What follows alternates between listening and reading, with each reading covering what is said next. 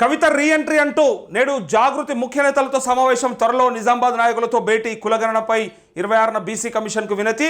29న దీక్షా దివస్లో పాల్గొన్న కవిత సంక్రాంతి నుంచి పూర్తి స్థాయిలో ప్రజల్లోకి వచ్చేలా ప్లాన్ అంటూ కల్వకుంట్ల కవిత మీ అందరికీ గుర్తుంది కదా, కేసీఆర్ కూతురు, మన మాజీ ముఖ్యమంత్రి కేసీఆర్ కూతురు, ఎమ్మెల్సీ, గతంలో ఎంపీగా కూడా పనిచేసింది. నిజామాబాద్ నుంచి ధర్మపురి అరవింద్ ఓడిపోయింది. తర్వాత స్థానిక సంస్థల ప్రజాప్రతినిధిగా అంటే ఎమ్మెల్సీగా, స్థానిక సంస్థల ఎమ్మెల్సీగా తను ఇప్పుడు ఉంది ఆ పదవిలో. అయితే 5 నెలలు జైల్లో ఉండొచ్చింది.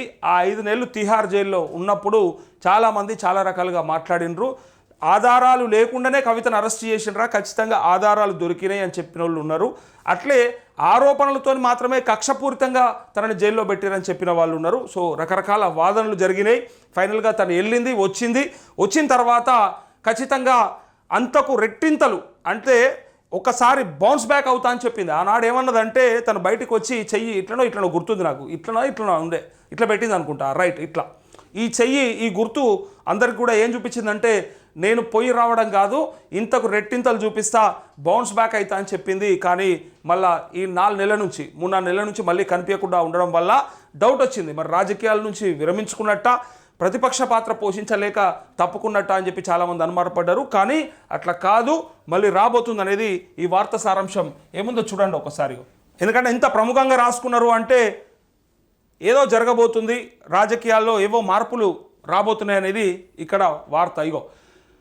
జనంలోకి కవిత రాబోతున్నారు. జైలు నుంచి విడుదలైన తర్వాత సైలెంట్గా ఉన్నారు. రాజకీయ పరిణామాలను ఆసక్తిగా పరిశీలిస్తున్నారు. జైలు నుంచి వచ్చిన 3 నెలల తర్వాత కేంద్రంపై ఎక్స్ వేదికగా విమర్శలకు పదును పెట్టింది. ఇక కేంద్ర రాష్ట్ర ప్రభుత్వాలు అనుసరిస్తున్న ప్రజా వ్యతిరేక విధానాలపై విమర్శల స్పీడ్ పెంచనున్నట్లు సమాచారం.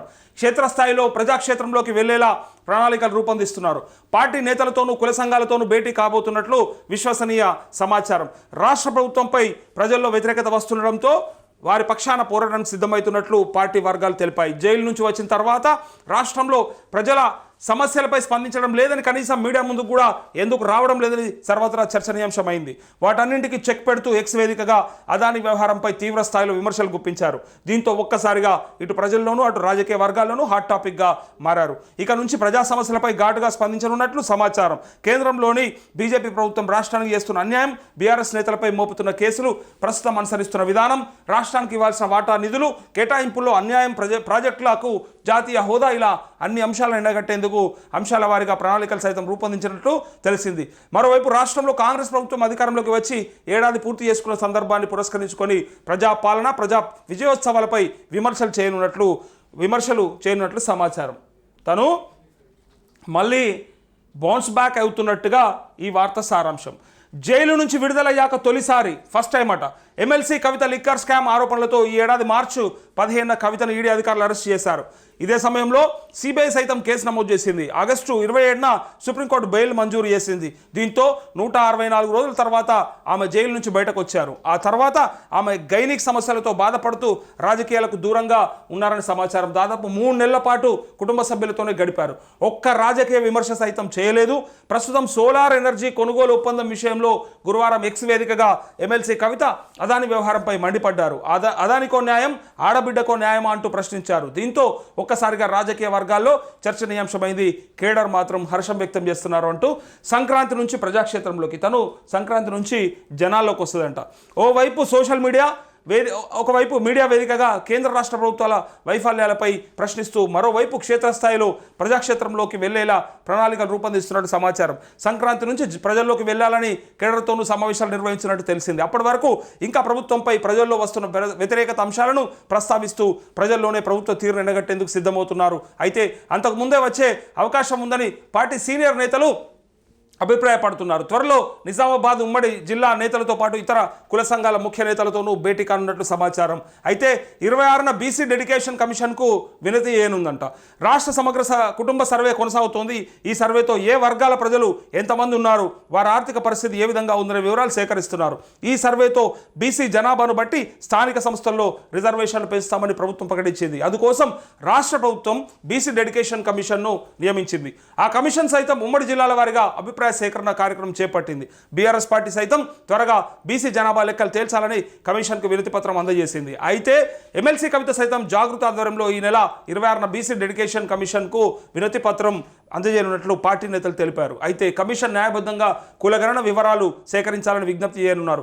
అదేవిధంగా ఈ నెల 29న రాష్ట్ర వ్యాప్తంగా చేపట్టబోయే దీక్ష దివస్లో సైతం కవిత పాల్గొనబోతా ఉన్నారు. అయితే ఇంకా ఆమె ఏ జిల్లాలో పాల్గొనే అంశంపై క్లారిటీ రాలేదని సమాచారం. ఈ నెల 22న జాగృతి ముఖ్య నాయకులతో భేటీ అవుతున్నట్లు తెలిసింది. ఆ సమావేశంలో అనుసరించబోయే అంశాలను చర్చించే అవకాశం ఉందని సమాచారం కాగా కవిత రాకతో కేడర్తో జోష్ వస్తుందని పార్టీ నేతలు అభిప్రాయపడుతున్నారంటూ ఇక అదానికో న్యాయమా ఆడబిడ్డకో న్యాయమా అని తను అడిగినట్టుగా ఈ వార్త. ఆధారాలు ఉన్నా అదానిని అరెస్టు చేయలేరా? ఎన్ని ఆరోపణలు వచ్చినా ప్రధాని అదాని వైపేనా అంటూ కవిత ప్రశ్న. అఖండ భారతంలో అదానికో న్యాయం ఆడబిడ్డకో న్యాయమా అని ఎమ్మెల్సీ కవిత ప్రశ్నించారు. అదాని వ్యవహారంపై ఎక్స్ వేదికగా గురువారం ట్వీట్ చేశారు. బీజేపీ ప్రధాని మోదీపై తీవ్ర ఆరోపణలు చేశారు. అయితే జైలు నుంచి విడుదలయ్యాక తొలిసారి రాజకీయ వ్యాఖ్యలు చేశారు. ఎన్ని ఆరోపణలు వచ్చినా ప్రధాని అదాని వైపేనా అని ప్రశ్నించారు. ఆధారాలు లేకున్నా ఆడబిడ్డను కాబట్టి అరెస్ట్ చేయడం ఈజీ అని మండిపడ్డారు. ఆధారాలు ఉన్నా అదానిని అరెస్ట్ చేయడం మాత్రం కష్టమని ప్రధాని నిలదీశారు అంటూ కల్వకుంట్ల కవిత మళ్ళీ అంటే బ్యాక్ టు పెవిలియన్ అన్నట్టుగా కనిపిస్తూ ఉంది ఈ రాజకీయ విమర్శలతో. మరి తను తప్పు చేయకపోతే జైలుకు ఎందుకు పోయిందనేది ఒక వాదన, తప్పు చేసింది కాబట్టే జైల్లో ఉందనేది ఒక వాదన. ఉంటే ఎందుకు నిరూపించలేకపోయినరు? ఎందుకు ఇంకా విచారణ కొనసాగుతూ ఉంది? బెయిల్ ఇవ్వకుండా అన్ని రోజులు కావాలనే ఆమెను ఇబ్బంది పెట్టినరు అనేది ఒక వాదన. అయితే ఇక్కడ కల్వకుంట్ల కవిత విషయంలో ఒక విషయం ఉన్నది. ఏంటంటే తను ఈసారి ఖచ్చితంగా పాదయాత్ర చేయబోతా ఉంది. మనకున్న సమాచారం తను పాదయాత్ర చేయబోతా ఉంది. పాదయాత్ర చేస్తూ నన్ను ఇబ్బంది పెట్టింది బీజేపీ ప్రభుత్వం, కేంద్రం అని చెబుతూ ఈ రాష్ట్రంలో ఒక ఆడబిడ్డకు ఒక న్యాయమా అదానికి ఒక న్యాయమా అని అడగాలని చెప్పి తను డిసైడ్ అయినట్టుగా మనకున్నటువంటి సమాచారం. సో తను పాదయాత్రతో స్టార్ట్ అవుదామని చెప్పి డిసైడ్ అవుతా ఉంది, ప్రజల్లోకి వెళ్ళాలని చెప్పి. సో తను జనాలు ఎంత ఆదరిస్తారు, ఎంత అక్కున చేర్చుకుంటారు అనేది ఫస్ట్ ప్రశ్న. అయితే ఇక్కడ పాదయాత్ర విషయానికి వస్తే ఇది ఫెయిల్ అయినట్టు చరిత్రలో లేదు. First doctor YSR direct CM పాదయాత్ర చేయగానే ముఖ్యమంత్రి అయిపోయాడు. ఇక్కడ నుంచి చంద్రబాబు పాదయాత్ర చేయగానే సీఎం అయిపోయాడు. గుర్తుపెట్టుకోరు, చూడరు ఒకసారి. తర్వాత వైఎస్ జగన్ పాదయాత్ర చేయగానే చీఫ్ మినిస్టర్ అయిపోయాడు. ఇక్కడ నుంచి ఇంకెవరున్నారు? ఇక్కడ మన రేవంత్ రెడ్డి పాదయాత్ర చేయగానే సీఎం అయిపోయాడు. ఇన్ని ఉదాహరణలు కనిపిస్తూ ఉన్నాయి రాష్ట్రంలో. ఉమ్మడి ఆంధ్రప్రదేశ్లో కావచ్చు, ఇప్పుడు తెలంగాణలో కావచ్చు, ఇది ఒక ట్రెండ్ అయిపోయింది. ఇప్పుడు చేస్తే కేసీఆర్ అన్న చేయాలి, కేటీఆర్ అన్న చేయాలి. ఇక కుటుంబంలో కాదని టీహెచ్ఆర్ అయితే చేయడు కదా, హరీష్ రావు అయితే ఇప్పటికిప్పుడు డిసిషన్ తీసుకోడు కదా. ఆయన చేస్తానో చేయనిచ్చేటోళ్ళు లేరు. ఎందుకంటే ఎప్పుడైనా పార్టీ వారసత్వం ఎవరికి అంటే కొడుకుకో కూతురుకోనే మాట్లాడతారు కదా. సో అందుకే కేసీఆర్ అన్న చేయాలి, కేటీఆర్ అన్న చేయాలి. ఈయన అయితే చేయలేడుగా. ఈయన ఆల్రెడీ ఏజ్ అయిపోయింది, పైగా కాలు కూడా ఇరిగిపోయింది. ఇంకోటి ముఖ్యమంత్రి కావాల్సిన అవసరం లేదు, ఈయనకు ఆల్రెడీ అయిపోయింది. 2 సార్లు చేశాడు ముఖ్యమంత్రి. కొత్తగా కావాల్సింది ఏం లేదు, ఆల్రెడీ 2 సార్లు చేశాడంటే మళ్ళీ ముఖ్యమంత్రి కావాలంటేనే చేయాలి. ఆయన వయోభారం కాబట్టి చేసే పరిస్థితి లేదు. అయితే కేటీఆర్ చేయాలి లేదా కవిత చేయాలి. అయితే ఇప్పుడు కవిత వైపే మొగ్గు చూపుతున్నట్టు, కవిత మాత్రమే పాదయాత్ర చేస్తే ఖచ్చితంగా జైలుకు పోయొచ్చింది కాబట్టి తనకి ఆ సానుభూతి పనిచేస్తుంది, ఆ కర్టసీ ఉంది తన పైన. ఆ సానుభూతితోని ఓట్లు సంపాదించుకోవచ్చు. ప్రజల్లో ఇప్పుడు ఉన్నటువంటి వ్యతిరేకతని వీళ్ళ వైపుకు మరల్చుకుంటే భవిష్యత్తులో తను కూడా సీఎం కావచ్చు అనేది భావన. ఇది వాళ్ళ ఇంట్లో జరుగుతున్న చర్చ, అట్లే పార్టీలో జరుగుతున్నటువంటి చర్చ. తను కావచ్చు, తనకు అవకాశం ఉంది కాబట్టి కేటీఆర్ కూడా అందుకే గడికి జైలు కోతా అని అంటా ఉన్నాడు. వీళ్ళు పెడతా అనే దానికంటే కూడా తనే ఎక్కువ పోతా అంటా ఉన్నాడు. ఇప్పుడు కాంగ్రెస్ ప్రభుత్వము పెడతా అనేది 1-2 సార్లు అనొచ్చు, లేదా 4 సార్లు అనొచ్చు. కానీ నేను 10 సార్లు అన్నాడు కేటీఆర్. ఎందుకంటే పోయేస్తే ఏమన్నా అయిపోవచ్చు, అని అంటే రైతుల కోసం పోతున్నాను కూడా లగచర్ల ఘటన ఉంది కదా, దానికి సంబంధించి కూడా 2-3 సార్లు జైల్లో పెట్టుకుంటావా, పెట్టుకో, నన్ను ఎట్లా పెట్టుకుంటావు పెట్టుకో, ఏం పిక్కుంటావు పిక్కో అన్నాడు. ఏదో సినిమాల డైలాగ్ అన్నట్టు ఏం ఇక్కుంటావో ఇక్కో అని ఆయన అన్నాడు. అందుకోసమే ఇప్పుడు ఈ ట్రెండ్ ఏదైతే ఉందో ఇక్కడ పాదయాత్ర చేసిన వాళ్ళందరూ అయిర్రా అన్న అంటే ముఖ్యమంత్రి అభ్యర్థులు అయితే అయినరు. మరి ఇంకా ఇద్దరు ఉన్నారు, లోకేష్ బాబు ఉన్నాడు, వైఎస్ షర్మిల కూడా ఉన్నది.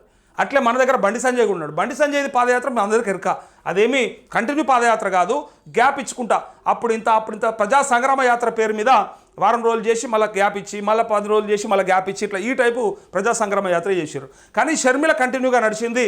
షర్మిల నడవడానికి కారణము జగన్మోహన్ రెడ్డిని గెలిపేయడానికి ఆనాడు. ఇక ఇవాళ వాళ్ళ ఇంట్లో పంచాయతీ ఏందో మనందరం చూస్తూ ఉన్నాం, అది వేరే విషయం. కానీ జగన్మోహన్ రెడ్డి గెలుపుకు కారణమైంది షర్మిల పాదయాత్ర. సో షర్మిలమ్మ నన్ను ముఖ్యమంత్రిని చేయరని పాదయాత్ర చేయలే, పార్టీని గెలిపించమని చేసింది, అందుకే వాళ్ళ ముఖ్యమంత్రి అయ్యిండు. లోకేష్ బాబు కూడా అంతే. మిస్టర్ లోకేష్ కూడా చేసినటువంటి పాదయాత్ర ఆయన కోసం చేసుకోలేడు, ఆయన చేసింది అలా నాయన కోసం చేసాడు. కాబట్టి అది పేరే అవుతుంది. ఇక్కడ కవిత చేసే పాదయాత్ర ఎవరికి లాభిస్తుంది, ఇది అసలు ప్రశ్న. కల్వకుంట్ల కవిత చేసే పాదయాత్ర ఏదైతే ఉందో అది తను ముఖ్యమంత్రి అవ్వడానికా, బాపును ముఖ్యమంత్రి చేసుకోవడానికా, అన్నను ముఖ్యమంత్రి చేయనీకా, లేదంటే బావన్ ముఖ్యమంత్రి చేయడానికా అని అందరూ అడుగుతూ ఉంటే అసలు ఇక్కడ ఏదైతే ఉందో వీళ్ళిద్దరూ పార్టీ ప్రెసిడెంట్, పార్టీ వర్కింగ్ ప్రెసిడెంట్గా ఉన్నారు. కాబట్టి వీళ్ళ దాంట్లో ఎవరన్నా అవుతారేమో, అందుకోసమే చేస్తుందేమో అని అనుకుంటారు కదా. కాదు, ఇది ఎవరు అవునన్నా కాదన్నా కల్వకుంట్ల కవిత గారికి తనే ముఖ్యమంత్రి కావాలనే ఆలోచన, దాంతోపాటు తన సన్నిహితుల దగ్గర చెప్తున్నటువంటి మాట భవిష్యత్తులో మనదే సీటు, మనదే అధికారం, మనదే రాజ్యం అని చెప్తున్నట్టుగా నాకు ఉన్నటువంటి సమాచారం. అందుకే తనే డైరెక్ట్గా రీఎంట్రీ ఇస్తూ ఉంది. ఇవ్వడంతో పాటు తను స్పీడ్ పెంచబోతూ ఉంది. భవిష్యత్తులో నేను ముఖ్యమంత్రి అవుతా అని ప్రయత్నం చేసుకుంటా ఉంది. ఇక ప్రజలు ఆదరిస్తే మనం చేసేదేం లేదు. జైలుకి వచ్చిన వాళ్ళని ఆదరిస్తారు అంటే ఇగో ఇక్కడ పాదయాత్రలతో పాటు జైలుకి వచ్చిన వాళ్ళు కూడా ముఖ్యమంత్రులు అవుతారు. అది కూడా చూసుకోరు మీరు, అక్కడ కూడా చూసుకోండి. ఇగో ఇక్కడ చంద్రబాబు నాయుడు జైలుకు వచ్చిండు, ముఖ్యమంత్రి అయిపోయాడు. ఇక్కడ వైఎస్ జగన్మోహన్ రెడ్డి జైలుకు వచ్చిండు, ముఖ్యమంత్రి అయిపోయాడు. ఇక్కడ రేవంత్ రెడ్డి జైలుకు వచ్చిండు, ముఖ్యమంత్రి అయిపోయాడు. కల్వకుంట్ల కవిత జైలుకు వచ్చింది, ముఖ్యమంత్రి అవుతుండొచ్చు. దానికి ఎవడు గ్యారంటీ లేడు, ఎవడు కాదని కూడా అనలేడు. చెప్పలేం కదా ఏం జరగబోతుంది భవిష్యత్తులో అని. అయితే కేటీఆర్ అత్యుత్సాహం అదే, ఎప్పుడు జల్దీ పోయి జైల్లో కూర్చుంటే వస్తే చెల్లెకంటే నేను మొదలు ఉంటా, నాకే అవకాశం వస్తుంది, రైతుల కోసానికి పోయినట్టు పేరుంటుంది. తనంటే అవినీతి ఆరోపణల మీద పోయింది, కానీ నేనైతే రైతుల కోసం పోయిన పేరుంటుంది, దరిద్రం పోతుంది. ఎందుకంటే ఆ స్కామ్ ఈ స్కామ్ అని చెప్పి నా మీద ఎన్నో పెడతా ఉన్నారు. ఫోన్ ట్యాపింగ్ అని, ఫార్ములా రేసింగ్ అని, లేకపోతే కరెంటు కొనుగోలు అని, లేకపోతే ఛత్తీస్గఢ్ కరెంటు కొనుగోలు అని, ఇట్లా రకరకాల ఇష్యూస్ ఉన్నాయి కదా. కాళేశ్వరం అని, ఇవన్నీ కలిపితే నా మీద ధరణి అని, ఇవన్నీ కలిపి నా మీద పెట్టి అండ్ల పంపిస్తే నా పేరు ఖరాబ్ అవుతుంది. కానీ కనీసం ఈ రైతుల పేరు మీద పెట్టేస్తే నా పని అయిపోతుందిగా. పోయొచ్చినట్టు అయిపోతే అత్తారింటికి పోయొచ్చినట్టు పోయేస్తా, అటు పోయి రాగానే ముఖ్యమంత్రిని చేస్తారు ఈ రాష్ట్ర ప్రజలని కేటీఆర్ డిసైడ్ అయినట్టుగా ఇక్కడ అనుకుంటా ఉన్నారు. అందుకోసమే కవిత మాత్రం తన ఇండివిజువల్ ఎజెండాతోనే పోతుంది, పక్కాగా తన రాజకీయ భవిష్యత్తే చూసుకుంటా ఉంది. ఇక తను ఎలిజిబులా క్యాపబులా అవన్నీ కూడా రాష్ట్ర ప్రజలు నిర్ణయిస్తారు. ఎందుకంటే ఇక రేవంత్ రెడ్డి నిర్ణయించిన ప్రజలే కదా. ఇప్పుడు 50 లక్షల రూపాయలతోని డైరెక్ట్గా అందరం చూస్తుండగా వీడియోలలో దొరికినటువంటి వ్యక్తి, ఓటు కొనడానికి పోయినటువంటి వ్యక్తే ఇలా మన రాష్ట్రానికి ముఖ్యమంత్రి ఉన్నాడు. సో నేను అనేది అది 1000 రూపాయలు ఇచ్చినది తప్పు అయితే, ఓటు కోసానికి 1000 రూపాయలు ఇచ్చి ఓటు కొనుక్కున్నది తప్పు అని మీరు నిర్ణయిస్తే, మరి 50 లక్షలు ఇచ్చి ఓటు కొనడానికి ప్రయత్నించినది తప్ప ఒప్ప ప్రజలు నిర్ణయించాలి, ప్రజలకు ఎరుకుండాలి. అందుకే అంటా ఉన్నా. సో తన మీద వచ్చినటువంటి అవినీతి ఆరోపణలు అట్లనే జగన్మోహన్ రెడ్డి కూడా అక్రమాస్తులనే పెట్టిండ్రు. ఇక్కడ కూడా చంద్రబాబు కూడా స్కిల్ డెవలప్మెంట్ కేసులో 300 కోట్ల రూపాయల అవినీతి జరిగిందని చెప్పేసి ఇక్కడ చంద్రబాబు నాయుడిని జైల్లో పెట్టిరు. నేనేమంటా ఉన్నా, 30 years ఇండస్ట్రీ చంద్రబాబు నాయుడు తలుచుకుంటే 300 కాదు 3000 కోట్లు దోసుకొని ఎక్కడన్నా పెట్టుకోవచ్చు ఆయన తలుచుకుంటే. ఇక 300 కోట్లు అంటే అది రాజకీయ కక్షతో పెట్టినరా లేకపోతే ఇంకో రకంగా పెట్టినరా అది వేరే విషయం. కానీ ఎక్కడికెళ్ళి ఆయన అయితే జైలుకు పంపారు. జైలుకు పంపడం అందరికీ లాభిస్తూ ఉన్నది, ఎక్కడ కూడా నష్టం జరగట్లేదు. జైలుకు వచ్చిన వాళ్ళే పెద్ద నాయకులు అవుతా ఉన్నారు, అట్లే పాదయాత్రలు చేసిన వాళ్ళే పెద్ద నాయకులు అవుతా ఉన్నారు. అందుకే ఈ రెండు కలిసి వస్తాయని కవిత పాదయాత్ర ప్రయత్నం చేసుకుంటా ఉందని చెప్పి డైరెక్ట్ టార్గెట్ సీఎం అంతే. ఇక ప్రజలు డిసైడ్ చేస్తారు తనను ఆదరిస్తారా లేదు, జైలుకు వచ్చిన దొంగకి ఓట్లు ఎట్లా ఇస్తామని అంటారా, మరి గతంలో చేసిన వాళ్ళందరూ కూడా ఎట్లా చేసిండ్రు అనేది public will decide, no doubt.